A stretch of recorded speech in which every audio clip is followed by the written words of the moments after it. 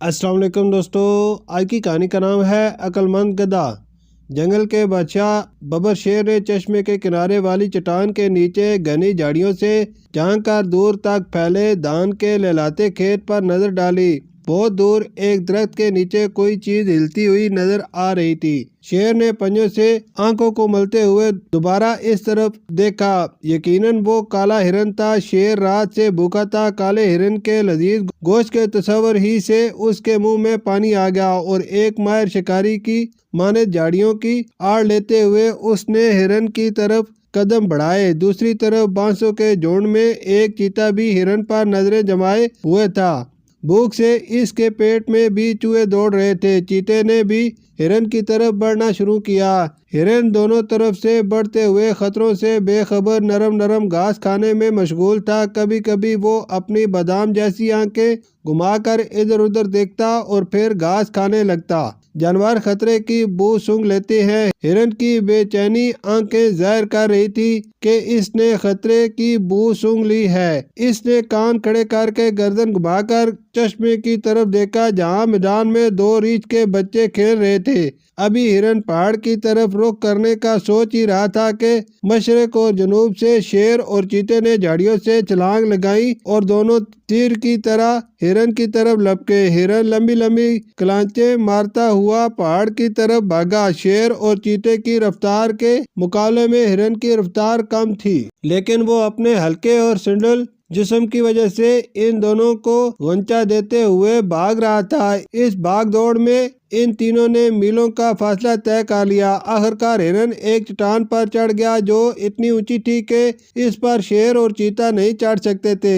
شیر اور چیتا چٹان کے نیچے زبانیں نکالے ہانپ رہے تھے اور ہرن کو للچاتی نظروں سے دیکھ رہے تھے۔ جب سانس درست ہوئی تو شیر نے کہا، یہ میرا شکار ہے، پہلے میں نے تاکا تھا۔ چیتے نے غصے سے جواب دیا، آپ جنگل کے بادشاہ ضرور ہیں لیکن یہ جنگل ہے، انسانوں کی دنیا نہیں کہ بادشاہ جو چاہے کرے۔ جانور اپنے حقوق کی حفاظت کرنا خوب جانتے ہیں۔ یہ میرا شکار ہے۔ شیر داڑا، انسان ہو یا جانور، جس کی لاٹھی اس کی بھینس کا قانون ہر جگہ چلتا ہے۔ میں تم سے زیادہ طاقتور ہوں۔ شیر اور چیتے کی تکرار سن کر ہرن نے اطمینان کا سانس لیا اور کہا، میرے محترم بادشاہ ہو، یہ میری خوش نصیبی ہوگی کہ میں آپ جیسے شاہی خاندان کے افراد کی غذا بنوں، لیکن پہلے آپ دونوں طے کر لیں کہ آپ میں سے کون میرا لذیذ گوشت نوش فرمائے گا۔ شیر اور چیتا دوبارہ تکرار کرنے لگے۔ اسی دوران ادھر سے ایک گدھے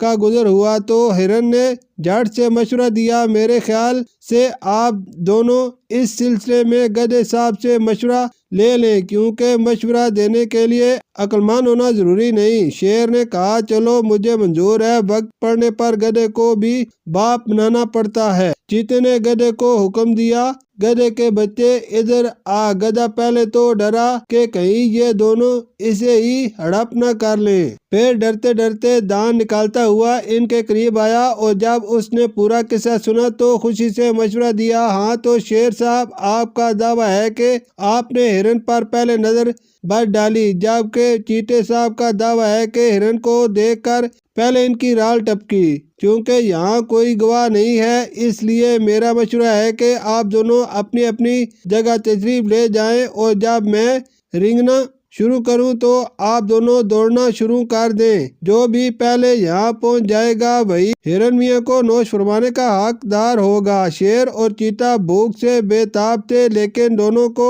اپنی تیز رفتار پر ناز تھا، اس لیے انہوں نے گدھے کی تجویز مان لی اور یہ طے ہوا کہ دونوں اپنی اپنی جگہ لوٹ جائیں گے اور اس دوران ہرن صاحب چٹان سے اتر کر نہا دھو کر ان میں سے ایک کی خوراک بننے کے لیے میدان میں کھڑے ہو جائیں گے اور جیسے ہی گدھے صاحب اپنی بے سری آواز میں رینگنا شروع کریں گے دوڑ شروع ہو جائے گی۔ شیر اور چیتا اپنی اپنی جگہ واپس چلے گئے۔ جب کافی دیر تک گدھے کے رینگنے کی آواز نہ آئی تو دونوں کا ماتھا ٹنکا۔ پہلے تو انہوں نے ایک دوسرے کو گھورا، پھر چٹان کی طرف دوڑنا شروع کیا۔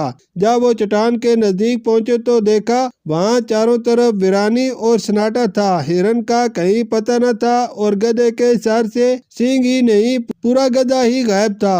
شیر نے غصے سے چیخ کر کہا، اس گدھے کے بچے نے ہمیں دھوکہ دیا۔ چیتے نے سر جھکا کر افسوس سے کہا، شیر صاحب گدھا وہ نہیں، ہم دونوں ہیں۔ شکریہ۔